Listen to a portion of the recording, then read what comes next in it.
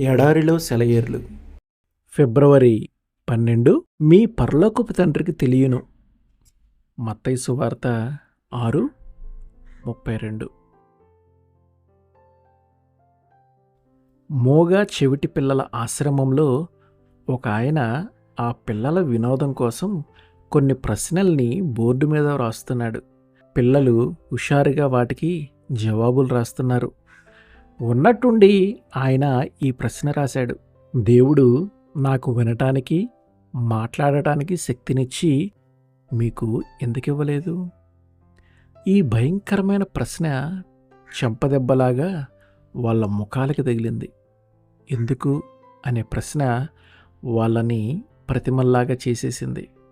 ఇంతలో ఓ చిన్న పాప లేచింది. ఆమె చిన్న పెదాలు వణుకుతున్నాయి. ఆమె కళ్ళల్లో నీళ్లు నిండుతున్నాయి. నేరుగా బోర్డు దగ్గరికి నడిచి చాక్ పీస్ని అందుకుంది. స్థిరమైన చేతితో ఈ జవాబును రాసింది: తండ్రి, ఇది నీ దృష్టికి సరైనది గనుక ఇది ఇలానే ఉండనియ్యి. ఎంత ధన్యకరమైన జవాబు! ఇది నిత్యం సత్యం.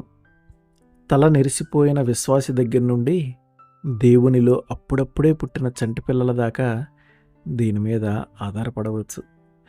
దేవుడు మన తండ్రి అనేది సత్యం. నిజంగా దీన్ని నమ్ముతున్నావా? నువ్వు నిజంగా ఈ సత్యాన్ని నమ్మితే నీ విశ్వాస విహంగం అశాంతిగా అటూ ఇటూ ఎగిరిపోక తన నిత్య విశ్రాంతి స్థానంలో గూడు కట్టుకొని ఉంటుంది. దేవుడు నీ తండ్రి. అందరి జీవితాల్లో ఎప్పుడో ఒకప్పుడు ఈ విషయం మనకి అర్థమయ్యే రోజు వస్తుందనుకుంటాను. కారణం లేకుండా రాలేదు నాకు ఈ కష్టాలు. ఉంది దీని వెనుక దేవుని హస్తం. నేను చూడలేనిది ఆయనకు అవగతమే. ప్రతి నొప్పి వెనుక ఉందొక ప్రయోజనం. ఈ లోకంలో నష్టం, పైలోకంలో లాభం. అల్లిక వెనుక పంతాదారాలు.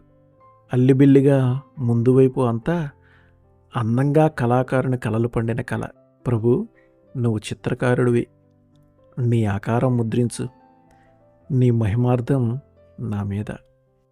ఆమేన్.